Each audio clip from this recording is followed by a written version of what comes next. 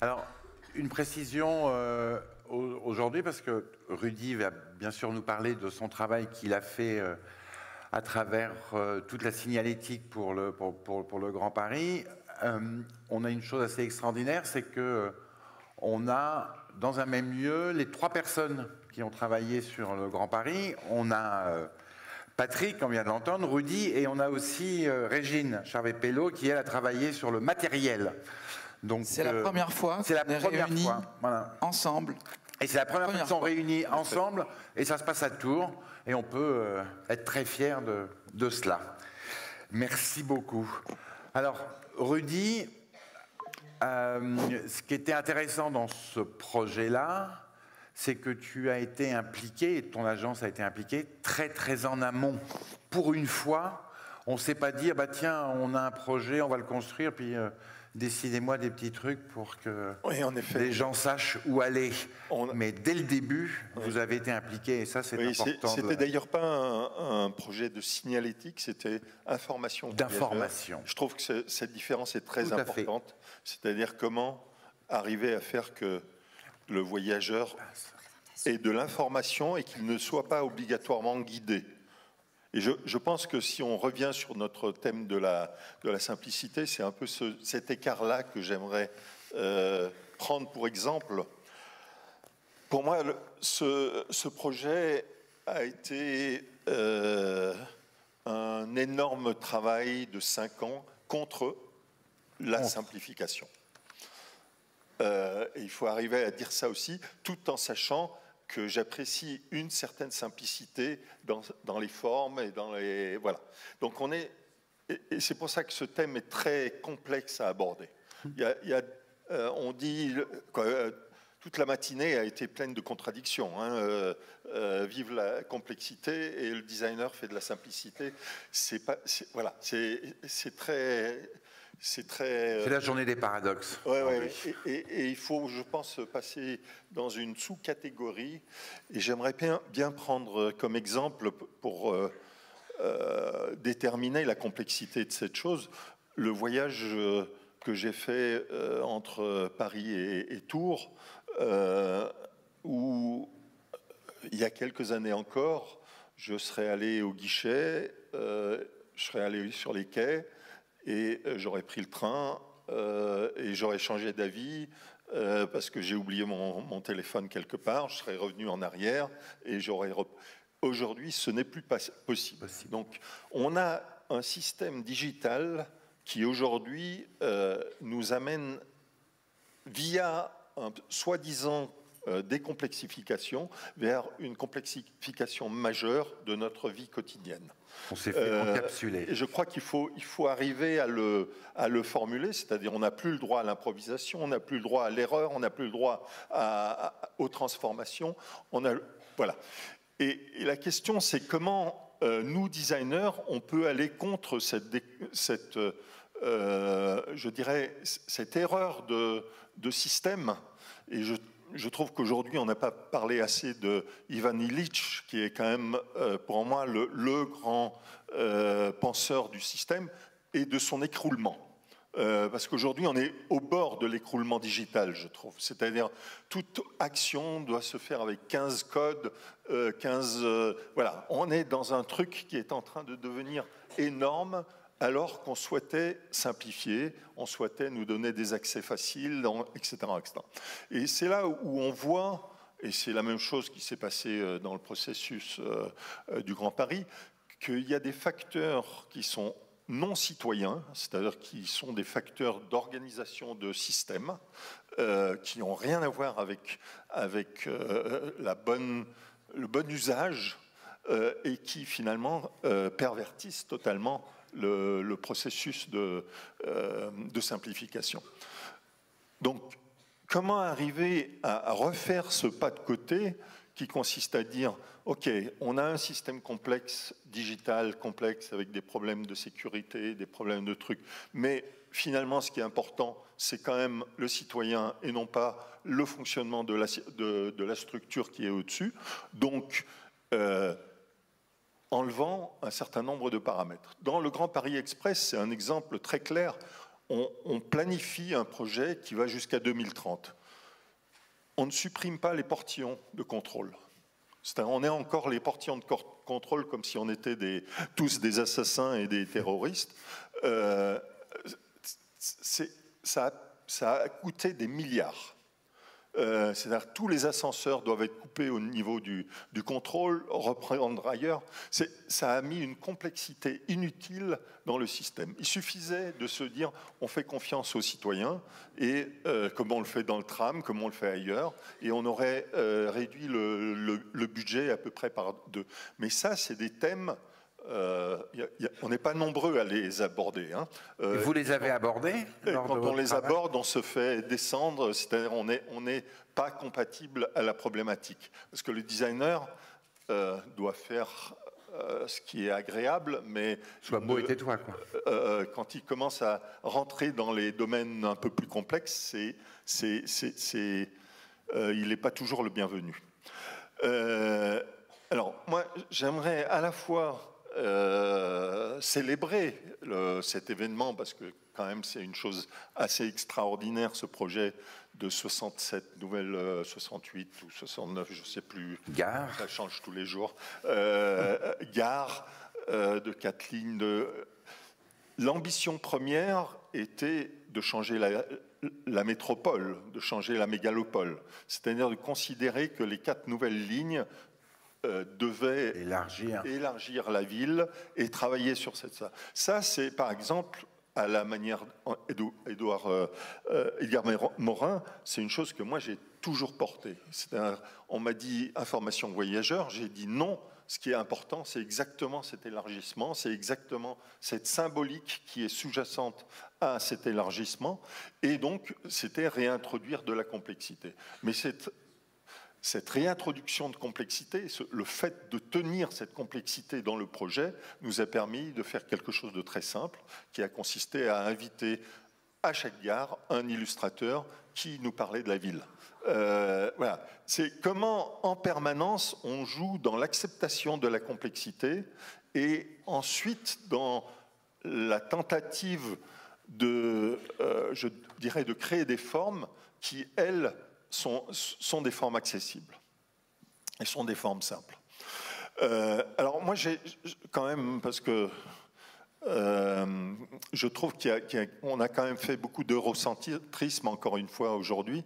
Il y a quelque chose qui me paraît absolument nécessaire si on veut que le design sorte de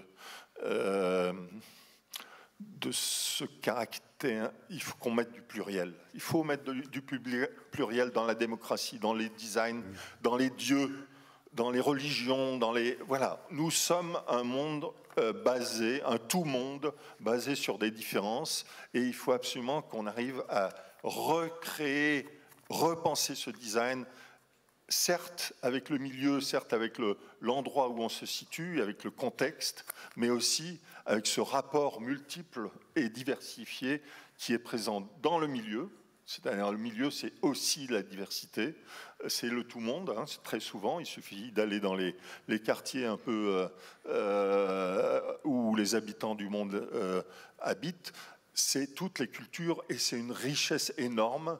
Et c'est cette richesse qu'il faut arriver à remettre en valeur. Et je crois que le design a à travailler sur ça. Donc c'est passé du monisme au pluralisme. Oui, exactement. Ensuite, démocratie. Démocratie, je la mets au centre du design parce que c'est la question de où se situe le citoyen par rapport à l'objet, aux infrastructures, justement, prendre le train, c'est une question de démocratie, on peut dire. Elle est essentielle. Qui peut prendre le train, sous quelles conditions, etc., etc.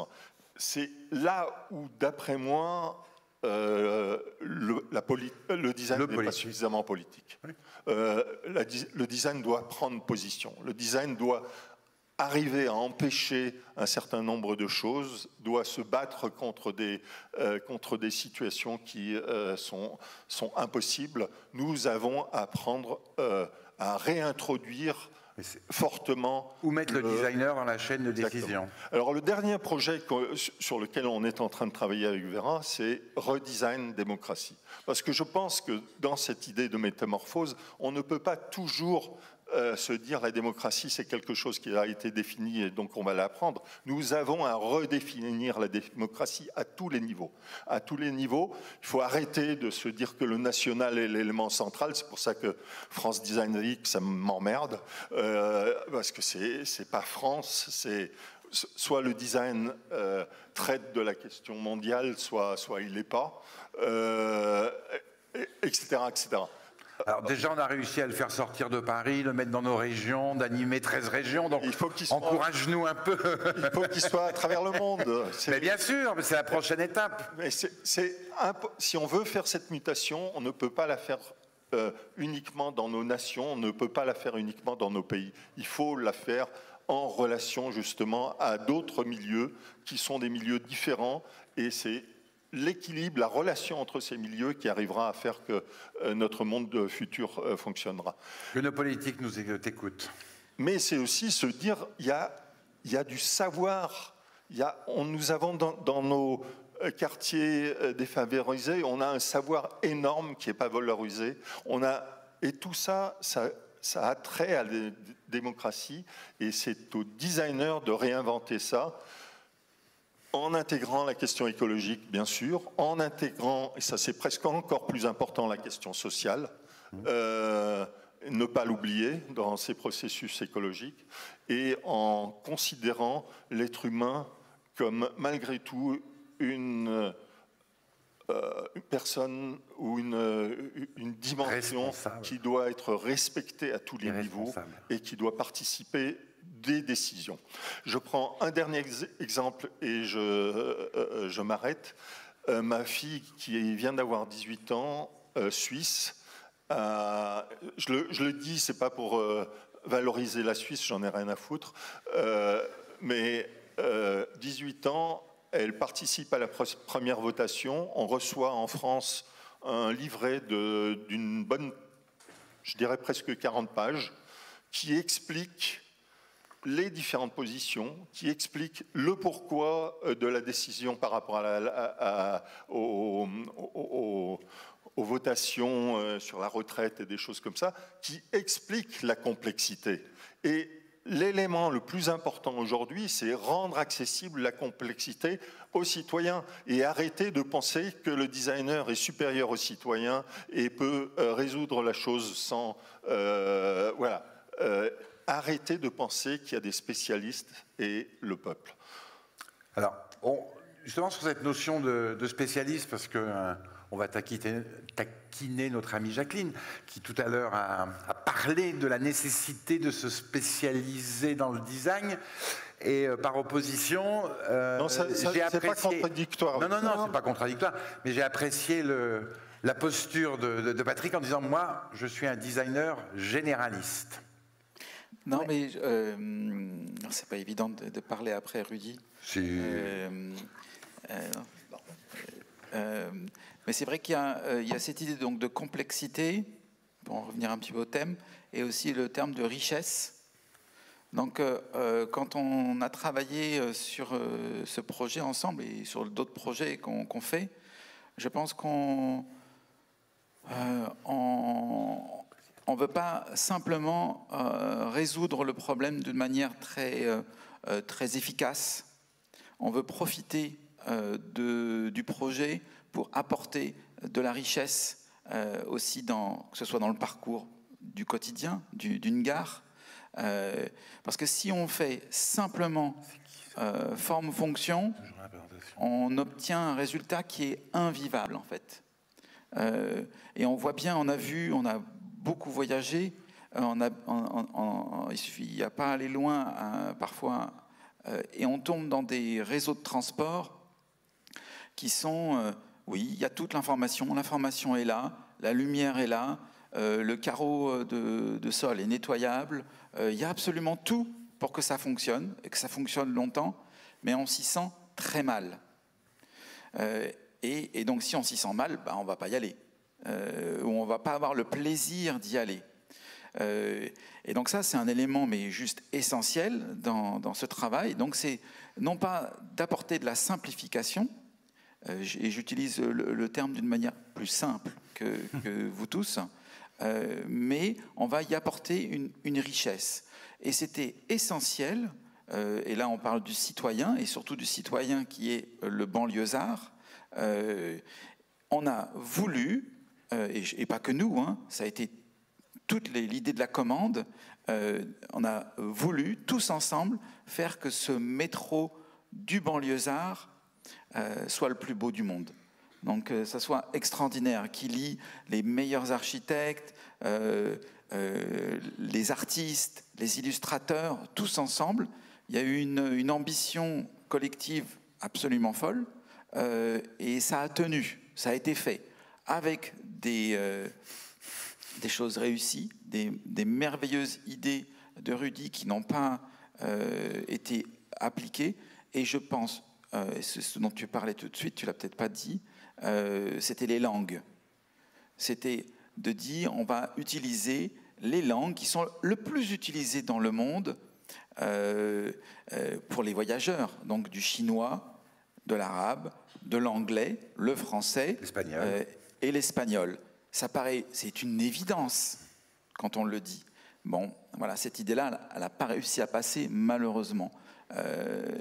Et donc ça, forcément, moi, je ne sais pas lire le chinois, je ne sais pas lire l'arabe.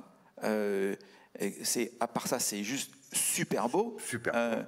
Et ça apportait une richesse. Mais en même temps, juste le système a été conçu pour que tout puisse être évolutif. Et ça, c'est une dimension extrêmement importante de cette complexité, hein, c'est de concevoir qu'on ne sait pas ce qui va être demain. Donc au niveau écologique, c'est de se dire les transformations doivent être les moins préjudiciables possibles, donc elles sont graphiques, hein, grosso modo. L'objet lui-même ne va pas bouger. Par contre, rajouter des langues, nous on a tout, c'est prêt. Dès que la conseillère régionale aura changé, nous repartirons sur 5 langues.